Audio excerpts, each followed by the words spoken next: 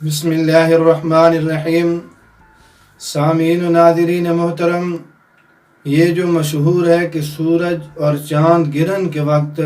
حاملہ عورت ہاتھ میں چھری نہ لے، سوئی دھاگے والا کام نہ کرے یا کوئی اور کام نہ کرے، اگر کام کرے گی تو پیٹ میں پرورش پانے والے بچے کے اوپر غیر مناسب قسم کے نشانات بن جاتے ہیں۔ تو یہ جنہوں نے یہ باتیں مشہور کی ہیں کہ کینچی ہاتھ میں نہ لے، حاملہ عورت اس وقت باہر نہ نکلے، تو جنہوں نے یہ باتیں مشہور کی ہیں ان کی خدمت میں چند سوالات رکھنا چاہوں گا۔ پہلی بات تو یہ سمجھیں کہ سورج اور چاند کا گرہن ہونا اللہ رب العزت کی قدرت کی نشانیوں میں سے ایک نشانی ہے، جس سے اللہ رب العزت اپنے بندوں کو تنبیہ فرماتی ہیں کہ جس نے سورج کو روشنی اور چاند کو چاندنی دی، وہ رب اس پر بھی قدرت رکھتا ہے کہ ان کو مان کر دے، سورج کی روشنی کو ختم کر دے، چاند کی چاندنی کو ختم کر دے۔ اور یہ اللہ رب العزت کی مخلوق ہیں۔ اللہ رب العزت سورج کی روشنی اور چاند کی چاندنی کو ختم کر کے یہ بتلانا چاہتے ہیں کہ یہ مخلوق ہو کر اللہ رب العزت کے سامنے یہ بھی عاجز ہیں۔ اور باقی اس وقت کوئی منفی اثرات کا پڑنا انسانی جسم پر، یہ بالکل اس کا اسلام کے ساتھ کوئی تعلق نہیں ہے،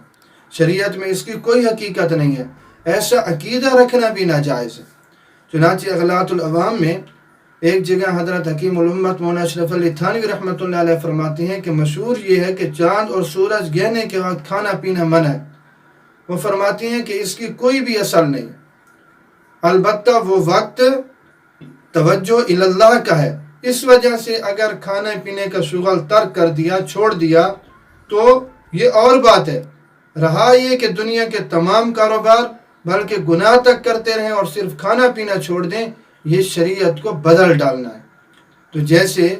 کھانے پینے کے متعلق فرمایا کہ اس کی کوئی اصل نہیں ہے، تو اسی طرح یہ جو باتیں مشہور ہیں کہ حاملہ خاتون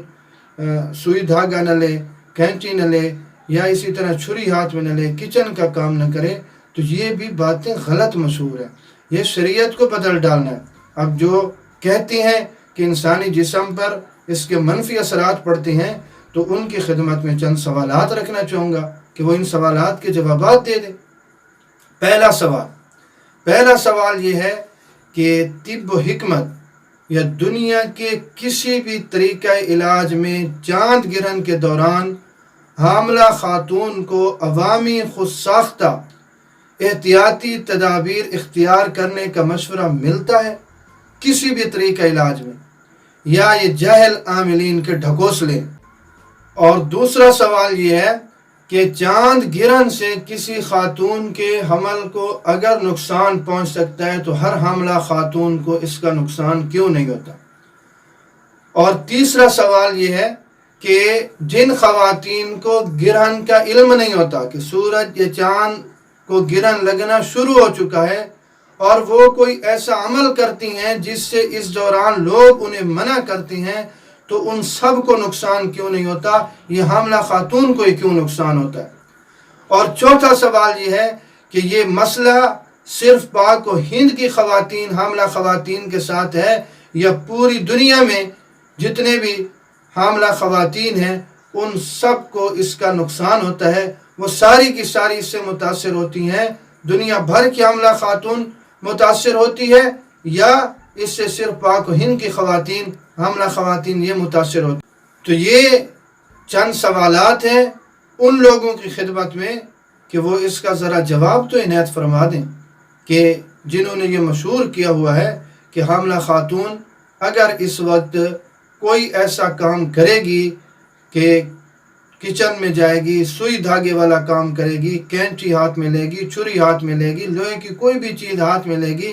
تو اس سے انسانی جسم پر منفی اثرات پڑتے ہیں۔ یہ ان کی خدمت میں ہے کہ وہ ذرا ان سوالوں کے جواب تو عنایت فرما دیں۔